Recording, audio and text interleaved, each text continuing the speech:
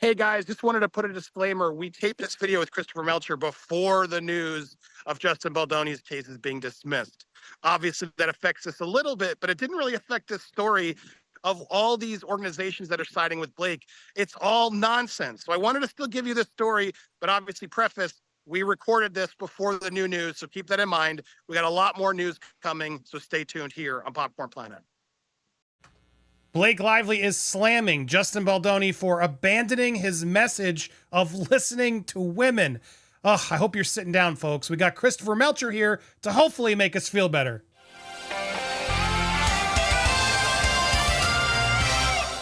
Welcome to Popcorn Planet. I am Andy Signore. I was just sickened by this latest headline, and I was so glad Christopher Melcher was available. How are you doing, Chris? I'm doing great, and I'm glad to be here. Again, just love the channel, love the community. I'm definitely looking at comments, and I appreciate the engagement and interest that everyone has on these stories. So love being here today.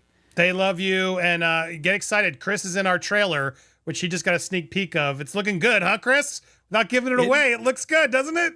This is, you've really gotten good at this stuff with your team, and it's so professionally done, and I'm excited to watch. Wait till you hear Chris's soundbite. He's spot on as always. But yeah, I wanted to talk about this because this just upset me, Chris. I know you're going to give us a little bit of good news in that she's running on fumes. This is not as good as she thinks it is.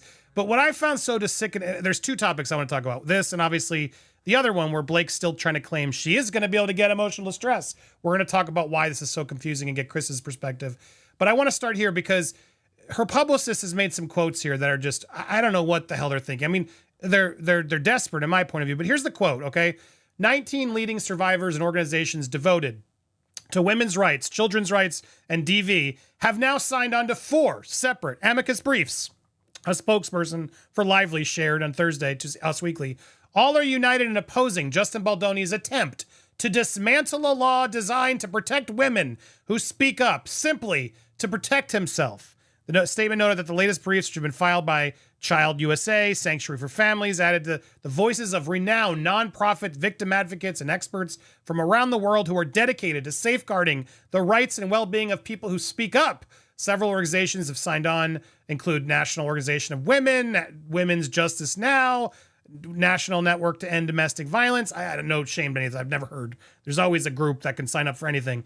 Rather than defend this case, his case on fact, Baldoni is now contradicting years of his own public persona, abandoning the message of his Me Too YouTube's podcasts, TED Talks, and interviews where he once upon a time urged men to listen to the women in your life, to hold their anguish and actually believe them, even if what they're saying is against you. The statement concluded, these women and organizations are sounding the alarm about his Darvo tactics and the chilling effect they could have well beyond the case.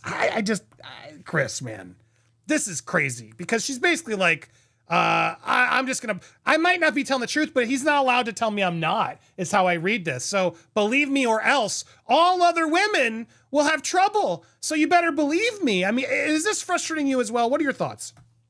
Yeah, this does frustrate me. And we saw something similar to that in Depp Heard, where the ACLU aligned itself with Amber Heard and put its reputation on the line to protect what the jury found to be malicious statements about Johnny. Now, so we're kind of seeing something similar to that here. So what happens in court is that sometimes a organization or individual can go in and say, hey, I have subject matter knowledge or expertise on this issue, Judge, that you're going to be reviewing. And so I am, as a friend of the court, going to present my kind of viewpoint on this to help you, to educate you, to make your decision better. That's fine. I've done it myself. These are these amicus briefs. Now, what happens, though, is that a lot of times they come in there just to advocate for a position on behalf of a party as if they actually knew what they were talking about as to the underlying facts when they have no clue what happened.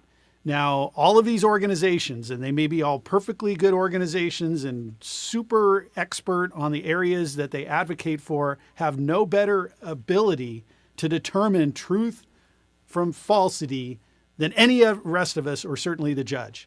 The judge does not need the National Organization of Women to tell the judge whether something happened or not. That's what we have a court case for, with testimony and documents and a jury or judge deciding it. So when I've looked at some of these briefs, what they're advocating for is saying protected speech by Blake. She had the right to speak out about the SA or whatever she was claiming, and she can't be sued for it. And there's a California law, which is California Civil Code Section 47.1. So 47.1 protects people who speak out against SA, whether they file in court or not, that they can't be sued for it unless certain conditions are satisfied. What these groups are seizing on is he can't sue her for this because this is protected speech and he is the abuser. You need to stop this, judge. We know what we're talking about. This is going to impact all women. What they're leaving out is that the statute says she cannot be sued for these allegedly defamatory statements that were made by her against Justin unless it was done maliciously, and her statements have to be factual. So they're leaving out those two really, really important, qualifications, and just saying, well, just because Blake says that I didn't, say anything wrong, and all my statements are true, therefore this is an affront against all women on planet Earth. That is absolutely ridiculous, way outside their area of expertise when they're not even properly applying the statute, and do more harm probably to women than any help that they're doing. Yeah, well said, because that's what's so frustrating to me. Exactly. Like, she's not dropping evidence, even though they're both doing this PR plan and they're both out there, promoting themselves, putting things out there. Both sides have been doing that. Justin at least has been dropping evidence and facts and stuff that's made us all see things differently.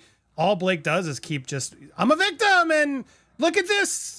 These women organizations believe me. Why isn't he believing me? It's like, that's not how it works. You need evidence, right? And that's the problem. Like, one of these women in the amicus brief, it's just funny because her name is Elisa Dorsey. We've been looking up her, but go look it up. She's there because she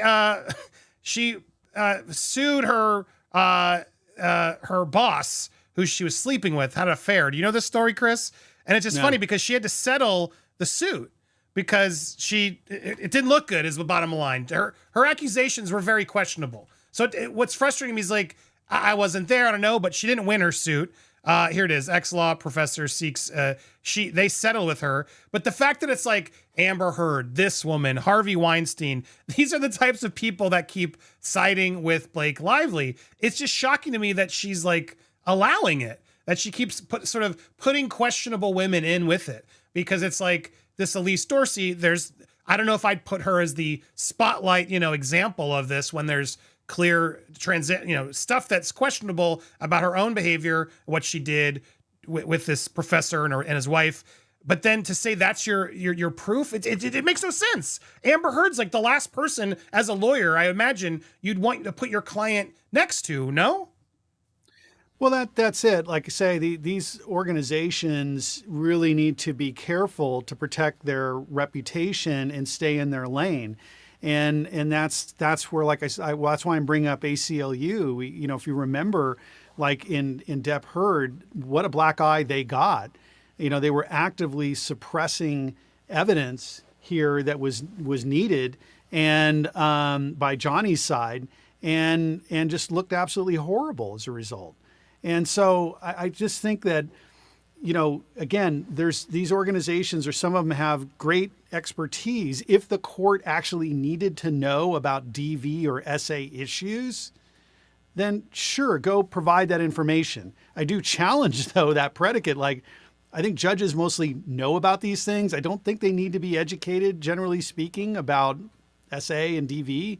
It's like, they see this all the time in court. I don't think they need an expert to say it, but if they want to give their expert opinion, fine.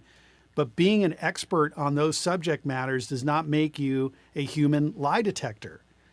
And to come in there and use the credibility of the organization to vouch for someone is absolutely the wrong thing to be doing.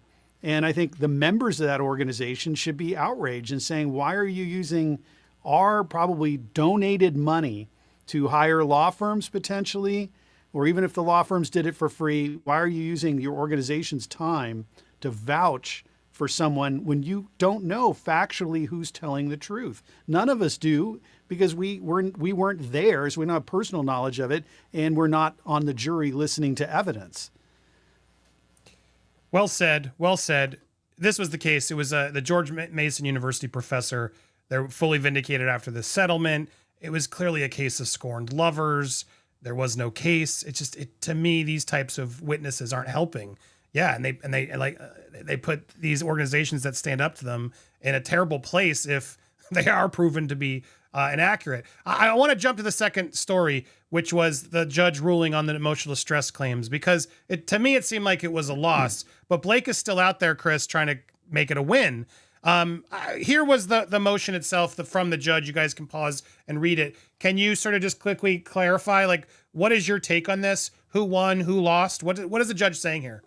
Sure. So here's just a little bit of background. What's going on is that Blake Lively brought like 15 different causes of action, I think, in her complaint. So she was, suing Justin for 15 different types of things. And 2 of them were causes of action for infliction of emotional distress, either intentionally or negligently inflicting emotional distress, where she said she had suffered egregious and life-altering emotional distress as a result of his alleged conduct. In response, Justin said, okay, well, if that's true, you probably went to therapy for these horrific injuries that you say I caused, and I want to see the therapy notes. I want to see those records. I want to see what you were really talking about. Now, she placed in issue her mental health condition by suing. Okay, so normally these are privileged records, sacrosanct. We definitely don't want anyone knowing what we talked to our therapist about. But the moment that she decided to sue him in court for damages, alleging that she suffered egregious emotional distress, he has the right to test that, to saying, I want the evidence to see, were you really that upset at all? Or if you were upset, were you upset about me, or were you upset about something else that was going on in your life? He has the absolute right to check in on that. When he was about to get those records, she ran away. And she said, I'm going to drop those claims. No longer making the intentional or negligent infliction of emotional distress claims. Now she tried to say, I don't need them anymore. They're, just cumulative, don't need all this stuff. But she clearly did it to avoid discovery of her mental health records. Now, Justin came back and he said, look, thank you for doing that, by the way, because that basically guts most of your case, and thank you. But I just want to make sure that you're not going to revive those claims right before trial, depriving me of the right to get those mental health records. You're just going to wait, Blake, I'm concerned. Right before trial, you're going to say, I'm bringing the claims back. So he said, I want those gonzo, meaning with prejudice, cannot bring them back. So she says no. So it elevated the judge in that blue type on the letter that her lawyer wrote is from the judge. And the judge says, look, I'm not going to force her to dismiss it with prejudice. You guys, between the parties, you can talk about whether it's with or without prejudice. You can talk about the effect of the dismissal and all that. You guys report back to me. But for the avoidance of doubt, if she does not drop those claims like she says she's planning on, the court will preclude Blake Lively from offering any evidence of emotional distress. Meaning she can come in there and say, I lost wages as a result of whatever I did or some other economic damages, but she cannot claim emotional distress. That's what the court's saying. So Blake, in response, is saying, well, I think what the judge is really saying here is that I can't present emotional distress damages as to those 2 particular causes of action, but I can present emotional distress damages on these other claims that I'm making. So see, I'm still alive. So that's going to be an issue that'll have to be sorted out. But I would say she is on fumes right now in her case. There is life support plugged into the wall, and basically that case is not doing well. And there's a reason, because it's very easy to get a lawyer to type up a complaint and file it and do a press release. It's much more difficult to subject yourself to scrutiny in court and have your records examined to see whether that claim is true or false. And when she was put to that test, she ran away. And I think that speaks volumes about what's really going on here. So to wrap all these stories up, it does seem like she's grasping at straws. She's running on fumes. She's not in a good position. Do you feel like Justin's team is still in the lead? Oh, absolutely. I mean, he started, on the back foot and with the New York Times article and all this stuff, and everyone was saying, oh my God, he's such a bad guy. And he flipped the script. He's got the narrative. A lot of people believe what he's saying, and that he's the victim, she's the aggressor, she's pretending to be the victim, but she's really, the wolf here in this story. And again, I understand nobody wants their therapy records examined, but look at this firm, Wilkie Farr. She has the best representation possible. There is no way on earth that when she was getting ready to sign her complaint and file it in court, that her lawyer didn't tell her, hey, you know what? If you sue for these emotional distress claims, you're going to be subject to discovery. You're going to have to show your therapy records. Are you sure you're going to want to do that? Every lawyer worth of salt is going to say that to her, and she's like, sure. And probably because she's figured this guy would cower and fold immediately, and there would never get to this level. And now that it did, she has exposed herself, really, I think, as making a false claim. Because why go through this process? Why file this? Why do all the press releases? And then when it comes time to actually revealing evidence, she says, no, I don't want that evidence revealed. I would take an inference. I think it's reasonable to take an inference that those records would contradict her claim. Those records would show that she never complained to a therapist about him one iota. I love when Christopher gets fiery. I couldn't agree more. Well said. These are good lawyers. Well, they were good lawyers until they took on Blake Lively. But fascinating updates. Make sure you follow Christopher over at C_divorce. Thank you for the updates. We got a lot more. I'm going to try to talk to him about some Diddy stuff and way more. So make sure you hit that subscribe button, hit the bell for all alerts, smash the thumbs up as well, and leave your comments down below. We got a lot more coming your way here on Popcorn Planet. Thank you, Chris.